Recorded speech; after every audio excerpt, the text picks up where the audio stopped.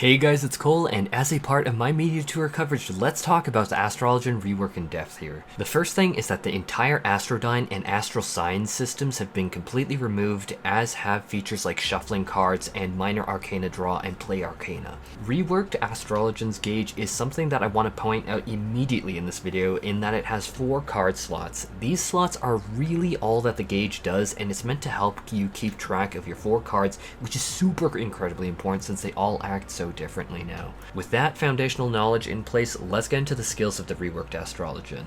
So Astrologian has one button that will act as a draw button and be the combination of what is called the Astral draw and the Umbral draw buttons, both functioning nearly identically in that they will draw a full spread of 4 cards, but the 4 cards of Astral and the 4 cards of Umbral draw are very different from one another. However, I do want to make very clear is that there is absolutely no RNG involved in any of this system anymore. You can extremely tightly predict when you're going to have any card that you can deploy for its unique effect, such as, oh, if I start combat and use Astral Draw, I know that I'm going to get the balance card, which I'm going to want on a melee DPS. I'm going to get the arrow, spire cards, and then I'm going to get a Lord of Crowns that I'm going to toss out for damage. 60 seconds later, you already know that you're going to get an Umbral Draw and then get the Spear, a damage buff card that you're going to want to throw on a ranged DPS for maximum effectiveness. You're also going to get the Bull, Ewer, and then the Lady of Crowns card. Before I get into the exact effects of each of these cards,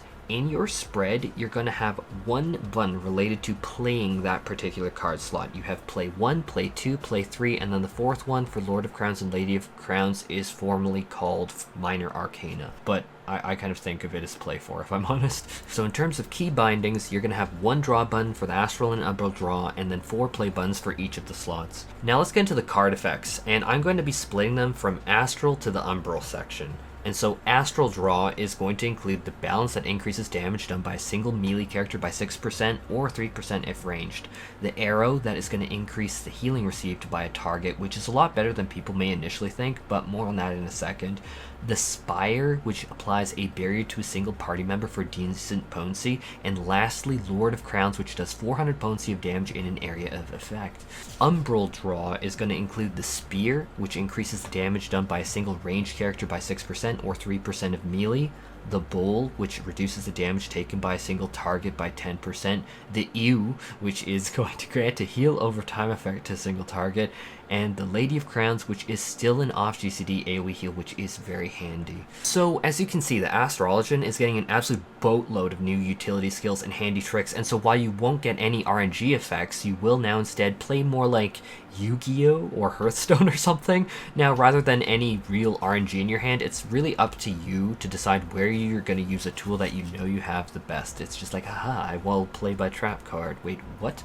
Oh no, Seto Kaiba would never approve. Oh god. It's taking me back to my childhood, I'm sorry. But now some of the effects are obvious and familiar, like every 60 seconds we throw a damage boost card onto melee or onto ranged caster or ranged physical, and during burst windows that come up every 2 minutes, we know that we're going to get the Lord of Crowns because that's in our Astro draw consistently. But we definitely get a lot more interesting off GCD utility with things like applying another barrier to a target. Remember, we're on Astrologian and we already do have Celestial Intersection, or the off GCD regen is a blast from the past for Nocturnal Astrologians. Celestial Intersection once upon a time did this if you were a Nocturnal Astro. Real truth, it actually did, and I kind of really loved it for dungeons, since this thing, this return is super nice.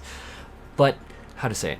The scholar main in myself had to leap out at seeing Astrologian get the funky utility card, the Arrow, that increases healing a target gets by 10%. Scholar can utilize this alongside an Astrologian to make our big, massive recitation, Adlo, spread, maybe even Seraphism. Check out the Scholar video, Seraphism's a bonker skill.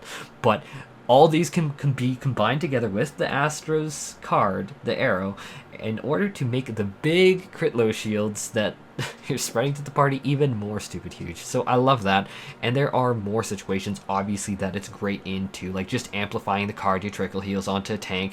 But as a scholar, the idea of an Astrologian who I co-heal with could prep an even bigger shield is cool as heck to me. I love the interplay. And now for other Astrologian changes that are smaller for sure, but also very important. First thing is good old Divination has had its duration raised to 20 seconds, and then after using Divination, you're going to get a buff called Divining, which allows allows you to cast Oracle, which is a straight up 600 damage potency off the GCD that is, yeah, area of effect. But this Oracle skill you could hold on to for 30 seconds, but reality is this is something that you'd slot into 2-minute windows for sure, so please don't hold on to it for the full 30 seconds, oh my gosh. Next up is that Neutral Sect gets an off GCD effect that reduces the damage taken by the group by 10% for 15 seconds. So Neutral Sect in and of itself is an awesome skill that has amazing on GCD heals that are wholly amazingly, like, what the fudge boosted, I said fudge, and apply a big barrier.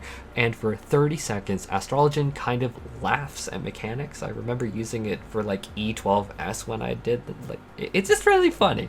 And you're gonna apply an AoE regen, you're gonna apply an AoE barrier, and you also now slap damage mitigation on top of that. It's kind of just funny to see all of these overlapping effects. So can I imagine a world where we delay using Sun Sign on Astrologian because we maybe don't need that much mitigation for that one hit, because you can hold that Sun Sign up for 30 seconds after a Neutral Sect. And yeah, I can imagine a world where if you want to say cushion different damage instances, that's really good, and it's a very flexible skill, which I think is great. I like that kind of interplay. Make these skills more in depth like this. I like that. The last change is fine, but it's also just Helios is kind of like the same old Helios as before, but with a shiny golden tooltip and a little bit stronger. Like Helios Conjunction, instead of saying aspected Helios, now says Helios Conjunction. But hey, 25 more healing potency on the heal over time effect? Yes, numbers wise, that is kind of all that changed. Now I'm going to keep my opinion brief here for Astrologian's Rework. I think it's truly overall healthy for the game, because I cannot tell you how many Astrologian friends I have that complained about RNG on Lord and Lady of Crowns, or that every single card is basically targeting just one particular DPS and it's just a damage buff, and we have no card identity because an ew is the same as the spear, is the same as the arrow, is the same as an ew. I just like saying ew because it's funny. I'm gonna get a comment about that. Don't call it ew. Now Astrologian gets a lot of cool effects to play with in the beautiful off global cooldown space, which if I'm playing Astro, like White Mage brings a lot of their healing in to the on GCD, like through the Lily system and that, and then like healing or damage recovery, I should say, through using Afflatus Misery and building that up. So Astrologian is really like the opposite, where you're playing in that like off GCD window. Like, also keep in mind that these are additive to the Astrologian's kit. Like, now you get another regen that you can apply to tank off of this GCD between casts of gravity in a dungeon, or another barrier for like the tank on top of existing skills like Essential Dignity, Burst Heal, Celestial Intersection to apply even more barrier, or Exaltation, all things we have. So now you have more tools to jam into the off GCD window. Now for Sun Sign and Oracle, the new off GCD skills, I've said my piece about how I think that Sun Sign adds a interesting new dimension to the kit, where Astrologian now has another option to mitigate damage that they could choose to layer over existing options, like applying that Neutral Sect barrier and regen effect and everything else to really mitigate one big hit, or potentially spreading it out to tackle different damage instances, or hell, just light speed and keep spamming Neutral Sect just for the hell of it. In theory, obviously I wouldn't recommend that normally, but this kind of choice I really believe is healthy and adds depth to the kit. However, people will rightly or wrongly bring up the 2-minute meta and cite, hey, Divination now just has another off GCD ability named Oracle that just does damage. Now Astral Draw will come up every 2 minutes with a guaranteed Lord of Crowns. I know people are gonna say this strips Astrologian of diversity in its playstyle, but on the other hand, current Astrologian complaints in Endwalker about RNG Lord of Crowns is kind of totally resolved now. So this directly addresses that criticism, but I think that this is totally not the video for an in-depth talk about the 2-minute meta, so let me know what you guys think about Astrologian and its rework and new skills. Now, if you really asked me to, like, pick a side, I really think that this is a great direction to take the Astrologian. I'm a big fan of it, because if I'm playing Astrologian, I want to have different card effects. I want to be in that OGCD window. I want to tinker around with what sneaky things that I can get away with, like buffing Scholar Skrittler's Shield. So I think that this is actually a huge plus, and I like seeing a diversity in cards again. I really do actually like seeing that a lot.